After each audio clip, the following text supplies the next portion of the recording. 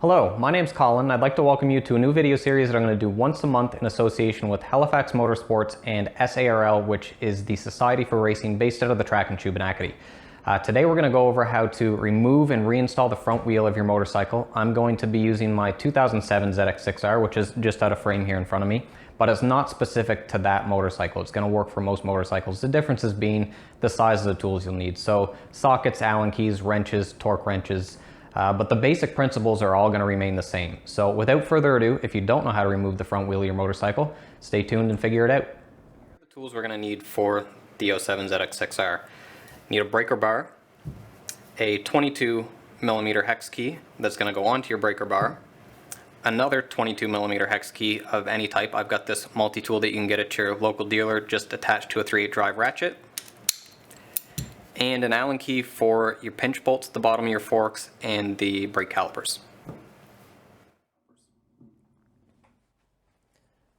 The first thing you need to do is prop the front of the bike up using a front stand. Next, loosen the hardware that attaches the brake calipers to the front fork leg on both sides.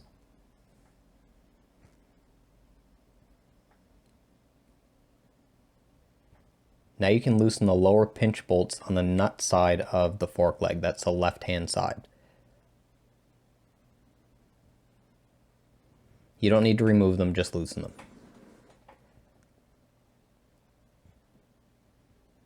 Now you use your breaker bar and your ratchet with your 22mm hex Allen keys, and just back the torque off, break the torque for the axle nut.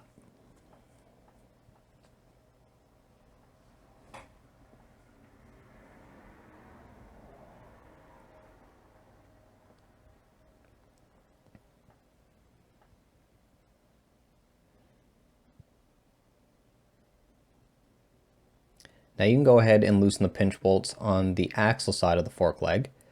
By leaving them tight, all you did was help grip the axle when you went to break the torque on the nut.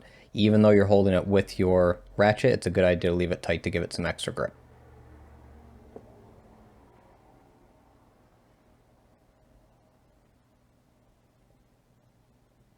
Now you can unthread the axle from the axle nut fully.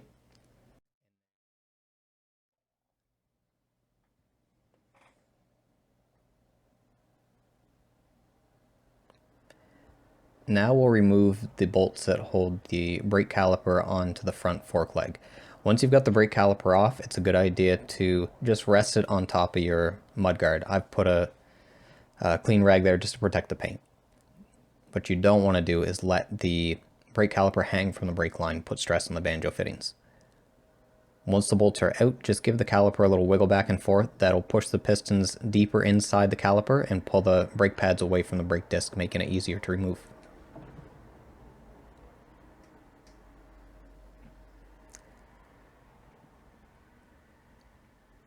Now you can finish unthreading the axle from the axle nut, and then simply take the weight of the wheel while you pull the axle out from the wheel and the fork legs. By taking the weight of the wheel, you're going to make sure that the wheel doesn't drop to the ground and put any score marks or damage into the mating surfaces between the fork and the axle itself.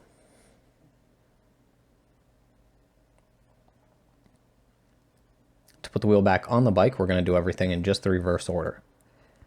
You're going to bring the wheel up to the fork leg, take the weight of the wheel and line everything up as it would normally sit. So you want the spacers all up in place, and don't use any excessive force to push the axle all the way through. If it's not lined up quite perfectly, just give the axle a little bit of a wiggle or the wheel a wiggle, and it should slide right in with pretty minimal force.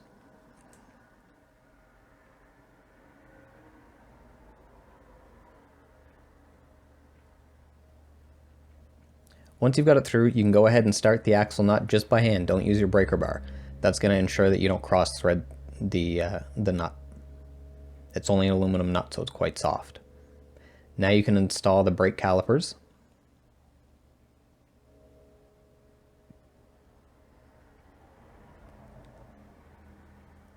After I got the bolts in here, I just snugged them up with the Allen key, but your final torque should be done with a torque wrench, particularly on the pinch bolts for the lower fork leg.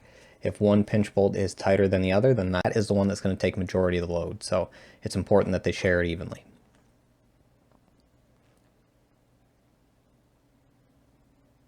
Now you can back the axle nut off just a little bit to allow a little bit of free float. Remove the bike from the stand and then push it back and forth a few times, apply the brakes, and this will allow everything to find its happy spot. Once you've done that, you can go ahead and tighten the axle nut again. And then finally, torque the pinch bolts for the lower fork legs. You don't have to put the bike back on the stand for this, but I did in the video.